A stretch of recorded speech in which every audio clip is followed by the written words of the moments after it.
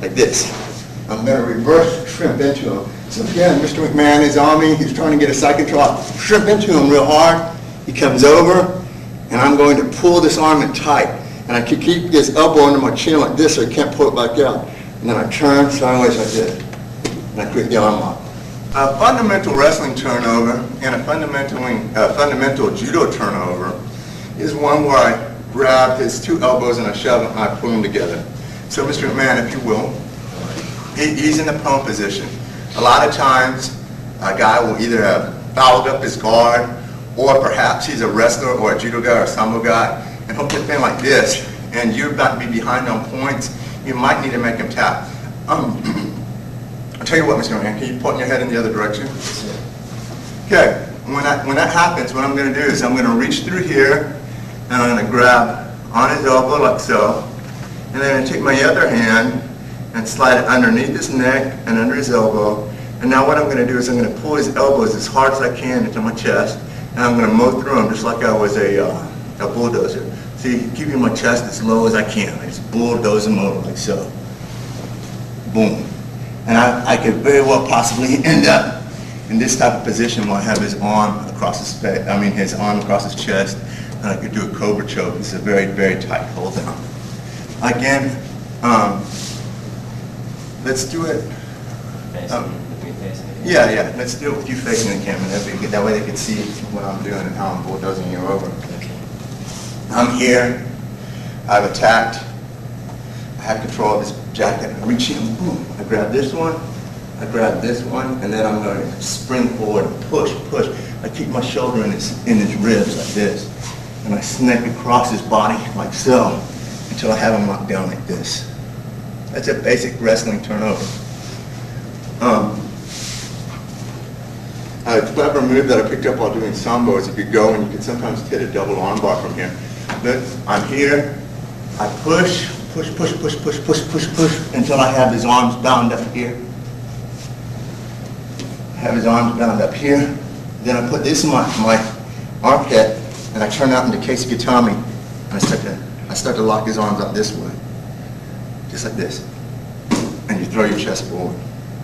Sometimes that will happen for you. The Minotauro variation, well, let me show one more variation first. Sometimes I have to grab his pants leg instead of his elbow. So I just come here and now I have my hand on his pants leg and I only have one on there. And now I'm going to do the same thing. I'm going to pull both his pants leg and his elbows like this. See that? And now I have his pants. That's a variation. That's acceptable.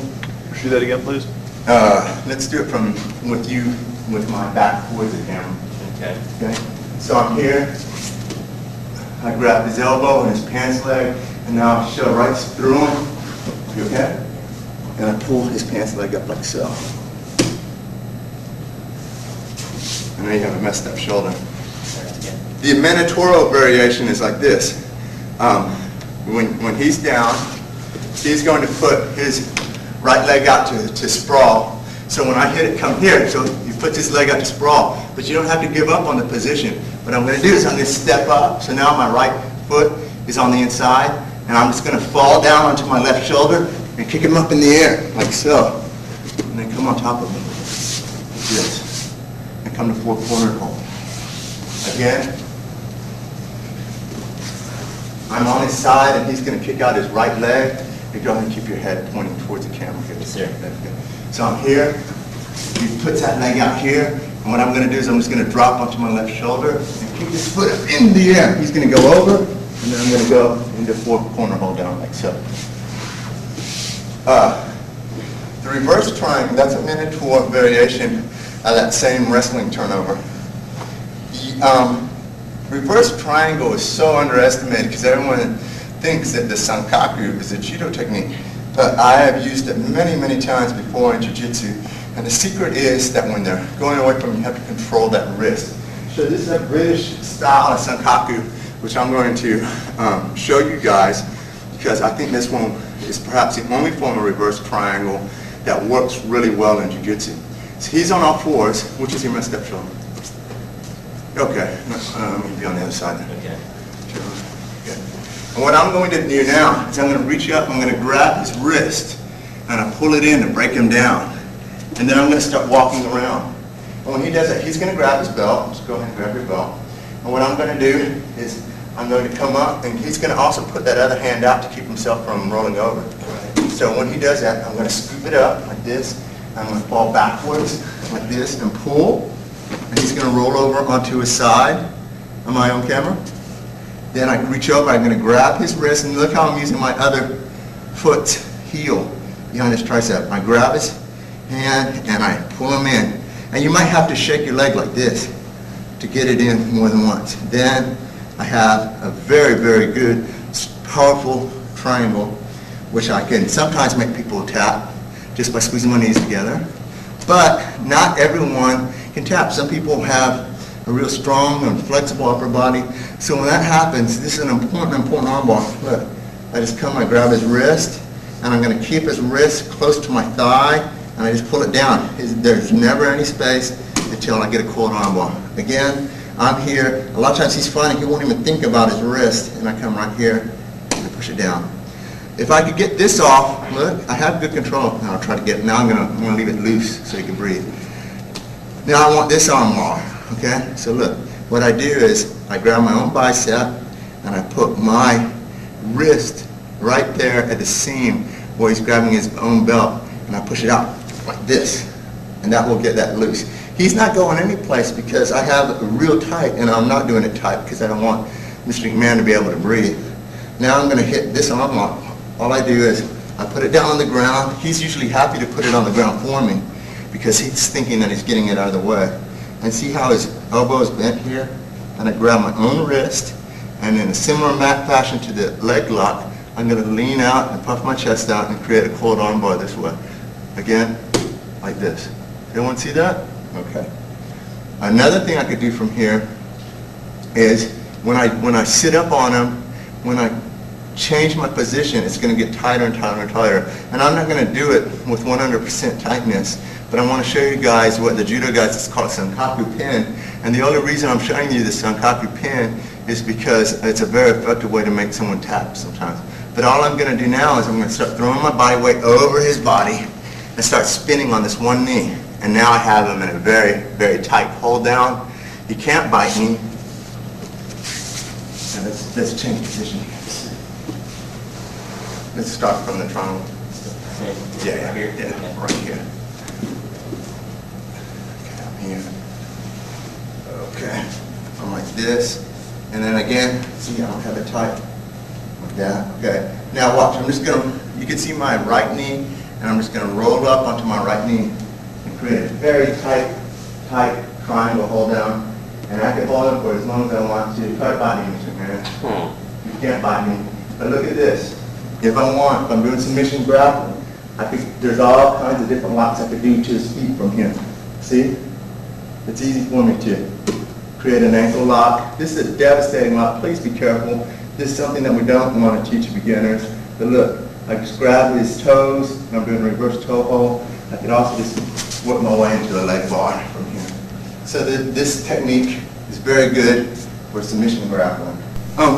Let me show the reverse triangle from when someone doesn't break his grip and you're trying to do an arm lock.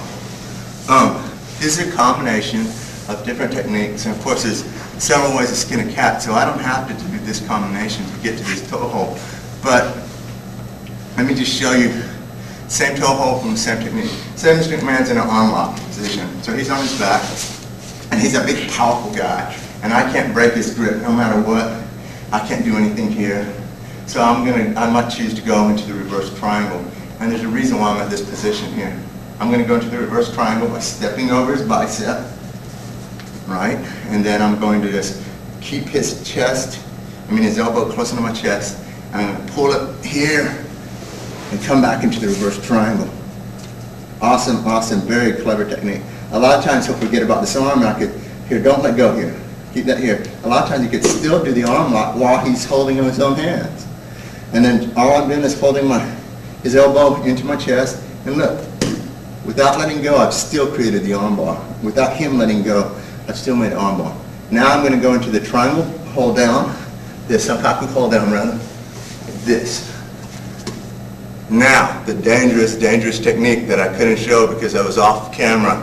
All right, the camera couldn't see me. I push his knee to the side, and I grab his toes with my right hand, like this.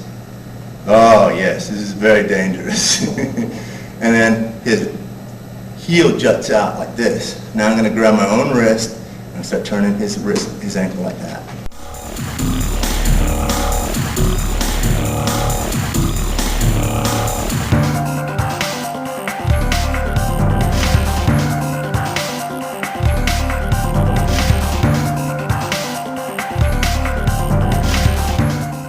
It's a very nasty hold down, something that you can only use against someone who's very advanced, who has control, knows when he's in jeopardy, and you have to be in control too. It's something that you can master with your training partners if everyone moves light and loose and taps if they feel themselves getting into a dangerous position. But when you work these dangerous locks like that, you have to be mature. You have to know when your goose is cooked. And you also have to understand that your training partner might not want to tap out. It's okay, just let it go. The important thing is that you're practicing the positions. And when you go to a tournament, go to a submission tournament, or you fight at Judo, then you'll see the fruits of all your labor. The crucifixo, very important technique, and this is perhaps one of the most common techniques that you see in jiu-jitsu from the prone position, other than the clock choke. Yeah, get into a real tight. Yeah, put your head right towards the door. Okay. Camera? Yeah, and I want you to get into a real tight. Yeah. Okay, he's in a real tight hold down now. He's got his elbows locked in, so I can't attack him with an arm lock position. This is why a lot of good judo guys will stay in this position, right? And now I have to break him open to do a triangle choke. It's very important that I ask Mr. Mann to hold his elbows in tight so I can show you the intricacies and the effectiveness of the crucifixo. What I'm going to do here is I'm going to grab his collar and his belt like this, and I'm just going to push my knee into this slot here, see, like this, sideways. I'm not kicking into his ribs, I just push my knee in like so until it comes through on the other side. Then I take my heel of my left foot and put it on top of my own knee. I start to lock it out like this. Now from here, I'm going to do the choke first. I'm going to roll at an angle towards his legs. So Mr. McMahon, let's scooch over here because I'm going to roll off the mat. Okay. Right here, I'm going to roll, so angle off a little bit more so I can see my head. Right, perfect. Okay, so I'm here. I'm going to put my right knee in his armpit, push, pull both my hands. And then I'm going to take my heel and put it right on my knee and then separate them like this. Now what I'm going to do is I'm going to roll towards his feet and over. I should have somewhat good posture. And now I want to make sure that his hips are on the ground and his head's up.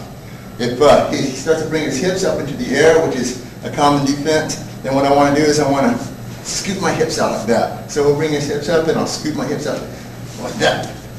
Now I want to create the choke here by coming under and grabbing his own lapel. And then I pull. And it's a simple, very effective choke. And if that doesn't work for me, look. I'm back into the sankaku.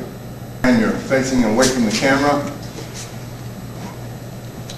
Naturally, if he was a jiu-jitsu guy, he'd be more offensive. Can you come up on your hands real quick? I could still do the triangle from here. This is an easier way to do it. But I'm showing you the more difficult one when he has his elbows tucked in. And what I'm going to do is I grab his pants, his belt rather, and I grab his collar. I come up, have my weight on him, drop my foot in, and I pull him on top of me. I put my left foot on top of the heel, and I start to work his arm free, and I want to press my thighs together so it's real tight. And then keeping semi-good posture, I want to roll in this direction, just like I'm doing the judo rolling breakfall, like this. Am I on camera? You're good. Okay, now I'm going to make sure that his hips stay off the ground. On the ground by scooting my hips away. When he brings them up, I'm just going to scoot them out like this. Then I'm going to take this left hand, grab his lapel. I keep this hand in tight, right? Because I don't want him to get control of it. And then I'm going to feed that collar through, and put these 3 fingers underneath his chin, and then I start pulling across my body like this, and keeping my elbow in tight. And that creates a choke. Now I want to create the reverse triangle. I push his chin across hard, I keep everything bundled up, and I throw this leg over, like so, and now I'm in the reverse triangle. And I could do other techniques from here. There's one more very important technique to do. When I first saw this, I thought, well, no one's going to do this, but they do. And the reason I like this move is because it's an energy saver. A lot of times, you'll be out rolling around, and your upper body will become very tired from constantly pulling people down, pulling people down, pulling people down. Your abdominals become very tired from pulling people down. But your legs, to me at least, it might be different with different people, don't become as tired as fast. So a lot of times you can create submission using the bigger muscles of your body that aren't as tired as the smaller muscles of your body. So in the same position, Mr. McMahon, as well, I want you to angle off so your head's kind of towards there. Okay. Now from here I'm going to create an arm bar just using my legs. I grab his jacket, his collar, and his belt. I put my knee in like so. I sit down and through. I put my heel over my knee, and I squeeze my knees together. Now watch. I'm just going to start slithering out, and now I have the arm up. Just put my hips forward. Does everybody see how his arms locked out? I just put my hips forward.